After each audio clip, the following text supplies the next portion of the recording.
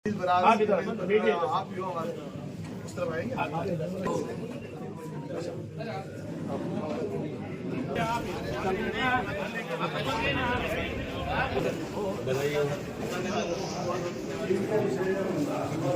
देखिए, माहौल तो आप देख ही रहे हैं, लोगों में काफी जोश है। मुझे लगता है कि ये जो जिम्मेदारी है बहुत अहम जिम्मेदारी है, टिकट से ज्यादा बड़ी बात। टिकट तो देखिए सब लोग अंदेशा लगा रहे थे कि शायद पार्टी में लिया है तो कहीं ना कहीं से चुनाव तो लड़वाएंगे वाली बात थी, शुरू से ऐसा आकलन था।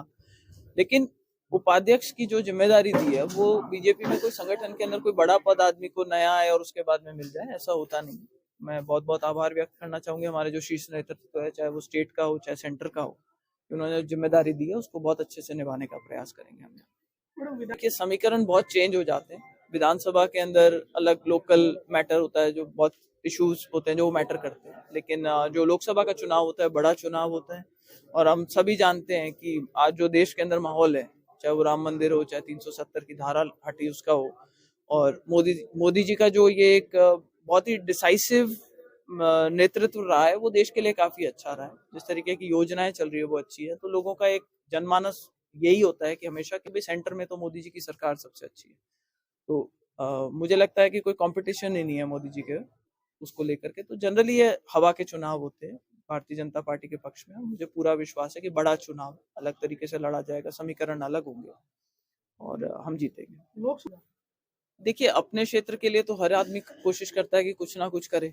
जब पहले भी प्रतिनिधित्व करा था तो हमने जो सबसे बड़ी समस्या थी पानी की थी, तो नहर लाने का प्रयास किया था। दवाइयां सस्ती कराने का, डॉक्टर थे तो पता था कि ये चीज हम करवा सकते हैं, तो उसके अंदर बहुत मैंने प्रयास करके, और कई दवाइयां थी जो सस्ती करवाई थी। और भी कई मुद्दे थे, चाहे वो ट्रैक्टर्स को अगर कमर्शियल कैटेगरी में डाला था तो उसको इंश्योरेंस में वापस ठीक कराना। तो जब आप एक सही जगह पर बैठे हुए होते हो, पार्लियामेंट में बैठते हो, तो ऐसी कई चीजें कर सकते हो जिससे बहुत सारे लोगों का फायदा हो सकता है। तो एक जागरूक प्रतिनिधि अगर आपका कहीं पहुंचता है पार्लियामेंट में, तो वो अच्छे मुद्दे कई उठा सकता है, और अपने क्षेत्र के लिए तो सभी अच्छा प्रयास करते हैं। अब मेरा दायित्व डबल है, सिर्फ चुनाव लड़ने का दायित्व नहीं है, अब मैं पार्टी का भी एक हिस्सा हूँ।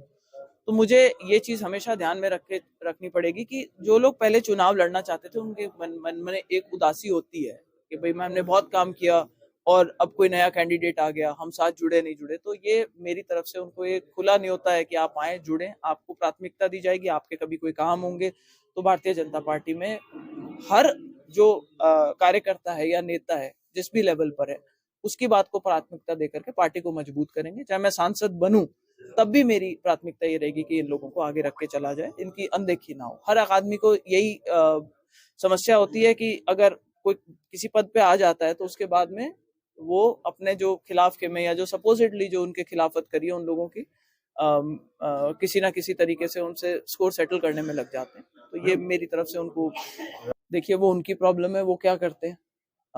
हमने जो फैसला कर रखा है हमने कर रखा है। पार्टी ने आज ये फैसला किया है कि लोकसभा का चुनाव नागौर से मुझे लड़वाना है, तो मेरी तैयारी तो उसी तरीके से रहेगी। अब सामने वाले लोग क्या करते हैं वो उनको फैसला कर लेने दीजिए, जब ऐसा समय आएगा तब उस पर प्रतिक्रिया देंगे आपको।